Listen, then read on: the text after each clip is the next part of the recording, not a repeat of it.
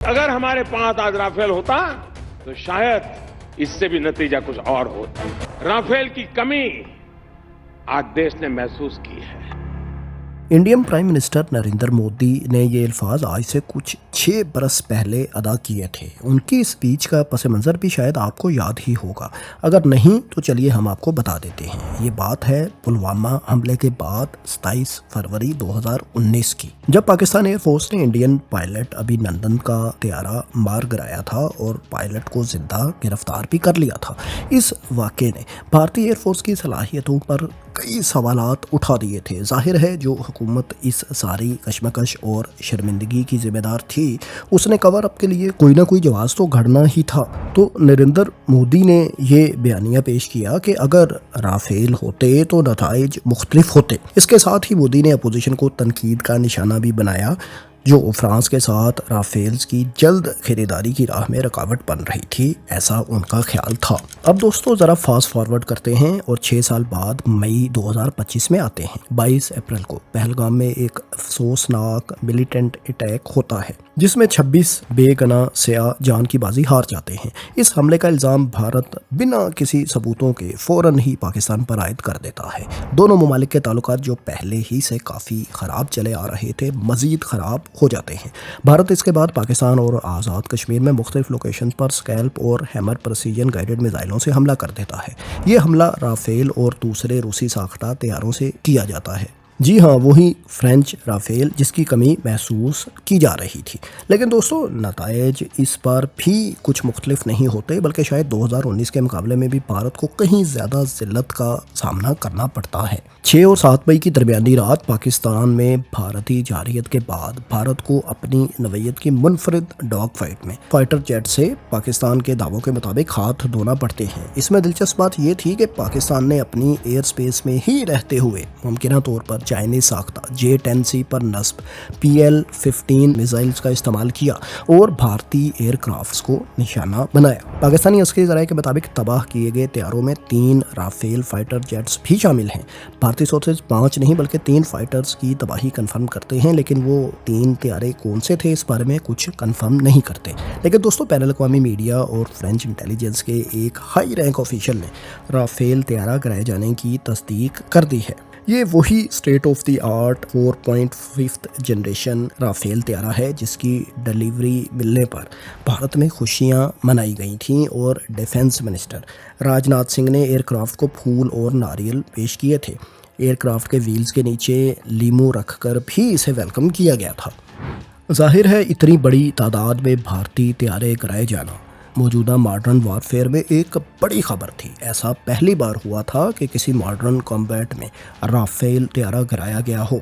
इसका मनफी असर राफेल बनाने वाली कंपनी के शेयर्स पर भी स्टॉक एक्सचेंज मार्केट्स में देखा गया।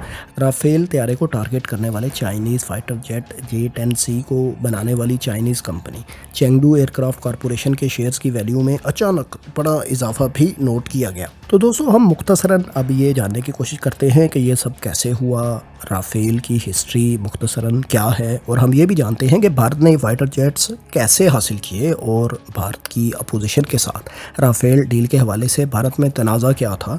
आखिर में चाइनीज़ J-10C का राफेल के साथ मुआवजा भी करेंगे, तो आइए ये सब जानते हैं। लेकिन दोस्तों वीडियो में आगे बढ़ने से पहले अगर आपने बिग सोचो को सब्सक्राइब नहीं कर रखा तो हमें सब्सक्राइब कर लें, ताकि हमें आपके लिए मालूमाती वीडियोज़ बनाने के लिए हौसला अफजाई मिलती रहे। शुक्रिया। राफेल की तैयारी की ज़रूरत 1970 की दहाई में पेश आई थी, जब फ्रांस ने अपने एयरक्राफ्ट्स के पुराने फ्लीट को रिप्लेस करने का फैसला किया। इब्तदाई तौर पर फ्रांस, बरतानिया, जर्मनी, इटली वगैरह के साथ multinational euro fighter typhoon project का हिस्सा था। लेकिन बाद में फ्रांस ने अपना तैयारा डिज़ाइन करने का फैसला किया ताकि इसके फीचर्स और एक्सपोर्ट पर इसे ज़्यादा कंट्रोल हासिल हो।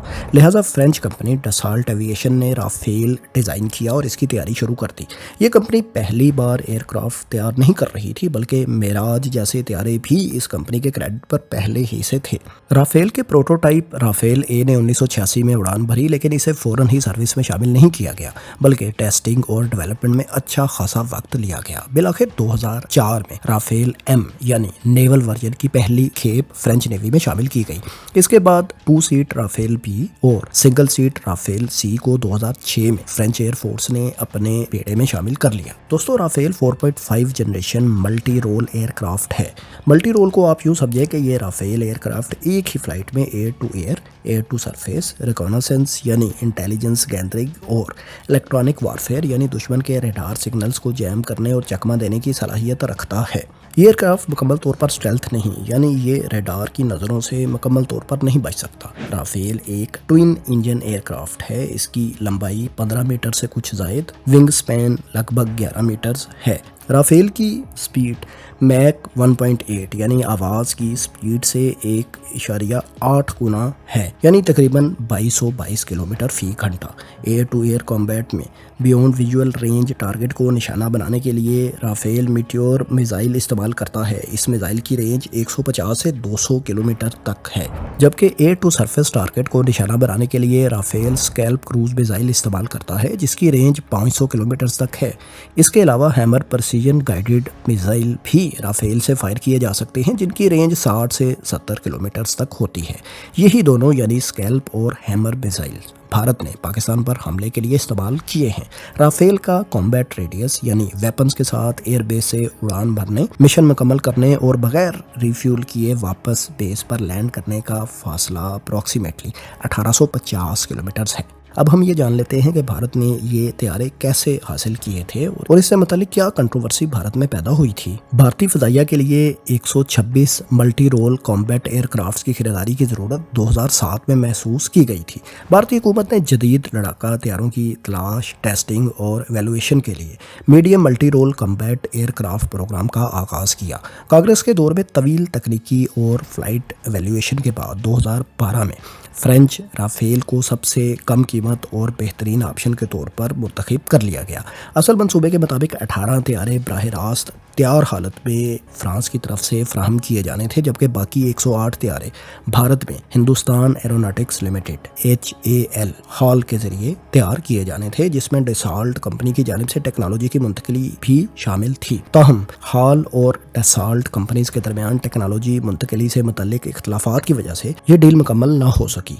2014 में जब बीजेपी की हुकूमत बन गई और नरेंद्र मोदी मुल्क के वज़ीर आज़म बन गए, तो 2015 में फ्रांस के दौरे पर उन्होंने पिछली डील को कैंसिल करते हुए एक नई डील फ्रांस के साथ साइन करने का ऐलान कर दिया। 7.87 बिलियन यूरोस की ये नई डील 2016 में साइन हुई, जिसके तहत अब 36 तैयारशुदा राफेल तैयारे भारत को फ्रांस ने फराहम करने थे। इस नई डील में सरकारी इदारे हाल की बजाय प्राइवेट कंपनी रिलायंस को बाद में टेक्नोलॉजी ट्रांसफर के लिए मुंतखब किया गया। नई डील में पर यूनिट राफेल की कास्ट भी पहले वाली डील से 41% ज्यादा हो चुकी थी। इंडियन नेशनल कांग्रेस ने इस नई डील पर सवालात उठा दिए, जिनमें 2 सवालात इंतहाई अहम थे कि तैयारे की कीमत इतनी ज्यादा अचानक से क्यों हो गई और हाल यानी हिंदुस्तान एरोनॉटिक्स लिमिटेड जैसी तजर्बेकार अदारे या कंपनी को छोड़कर रिलायंस कंपनी को क्यों चुना गया, जो निस्बतन नई और कम तजर्बेकार कंपनी थी। ये इशू भारत की सुप्रीम कोर्ट में किया, लेकिन 2018 में भारतीय सुप्रीम कोर्ट ने अपने फैसले में कहा कि इस डील में कोई बेज़ाब्तगी नहीं हुई। बहरहाल सियासी कशमकश के बावजूद ये तैयारे भारत को 2019 के आखिर में डिलीवर होना शुरू हो गए। 2022 में 36 राफेल्स की डिलीवरी मुकम्मल हुई। अप्रैल 2025 में भारत ने $7.7 बिलियन की एक नई डील भी साइन की, जिसके तहत राफेल के 26 नेवल वेरिएंट्स फ्रेंच कंपनी ने भारत को फराहम करने हैं। दोस्तों, राफेल के ट्विन इंजन के मुकाबले में J-10C चाइनीज़ तैयारा जो कि पाकिस्तान एयरफोर्स के इस्तेमाल में है, single engine multi role aircraft है। ये भी 4.5 जनरेशन एयरक्राफ्ट है। राफेल की स्पीड जहां मैक 1.8 है, वहीं J-10C की स्पीड मैक 2.2 है। J-10C का कॉम्बैट रेडियस राफेल के 1850 किलोमीटर के मुकाबले में तकरीबन 1400 किलोमीटर है। J-10C beyond visual range target को निशाना बनाने के लिए PL-15 मिसाइल का इस्तेमाल करता है, जिसके डोमेस्टिक वर्जन की रेंज 300 किलोमीटर तक भी हो सकती है, जबकि राफेल से फायर किए जाने वाले बीटीआर मिसाइल की ज़्यादा से ज़्यादा रेंज 200 किलोमीटर तक है। एयर टू सरफेस टारगेट्स को निशाना बनाने के लिए J-10C KD-88 और LS-6 मिसाइल्स का इस्तेमाल करता है, जिनकी रेंज बिलतरतीब 250 और 60 किलोमीटर तक है। एयर टू सरफेस टारगेट को निशाना बनाने के लिए राफेल स्कैल्प और हैमर मिसाइल्स का इस्तेमाल करता है, जिनकी रेंज बिलतरतीब 500 और 70 किलोमीटर तक है। राफेल कॉम्बैट टेस्टेड एयरक्राफ्ट है, जबकि J-10C का हालिया पाक भारत कशीदगी से पहले कोई कॉम्बैट एक्सपीरियंस नहीं था। दोनों एयरक्राफ्ट्स कमोबेश एक जैसी खसूसियात के हामिल है। या यूँ कहा जा सकता है कि वेस्टर्न टेक्नोलॉजी होने की वजह से राफेल को कुछ एरियाज़ में बरतरी ही हासिल है, लेकिन लागत यानी कॉस्ट के एतबार से दोनों तैयारों में अच्छा खासा फ़र्क है। J-10C के एक यूनिट की लागत जहां 40 से 50 मिलियन डॉलर्स हैं, वहीं राफेल का एक यूनिट 100 से 120 मिलियन डॉलर्स तक आता है। जबकि इसमें कुछ बाकी इसकी एक्सेसरीज या लवाजमात शामिल कर लिया जाए तो इसके एक तैयारी की लागत 250 मिलियन डॉलर के लगभग भी पहुंच जाती है। लेकिन दोस्तों, जैसा कि हम जानते हैं कि तैयारों के अलावा तैयारों को उड़ाने वाले पायलट की सलाहियतों पर भी ये मुनहसर होता है कि वो कॉम्बैट में कैसे परफॉर्म करते हैं। इसका मुजाहरा आपने देख ही लिया कि कैसे पाकिस्तानी एयरफोर्स पायलट्स ने भारत के 3 राफेल अपना नुकसान किए बगैर गिरा डाले। गैर मुसद्दका रिपोर्ट्स के मुताबिक vice chief of air staff air marshal Sujeet Pushpakar Dharkar को हाल ही में जबरी तौर पर रिटायर करने की वजह भी यही है कि उन्होंने राफेल और इंडियन एयरफोर्स के पायलट्स की सलाहियतों पर कंसर्न्स का इजहार किया था। इसके बाद उन्होंने इस बात पर भी सवालात उठाए थे कि पाकिस्तानी रेडार्स सिग्नल राफेल तैयारों को बार बार आसानी से इंटरसेप्ट कर रहे हैं। दोस्तों, पाकिस्तान एयरफोर्स के पायलट्स की परफॉर्मेंस के बारे में आपकी क्या राय है? कमेंट्स में अपनी राय से ज़रूर आगाह करें और इस तरह की दिलचस्प वीडियोस देखने के लिए बिग सोचो को सब्सक्राइब कर लें। शुक्रिया।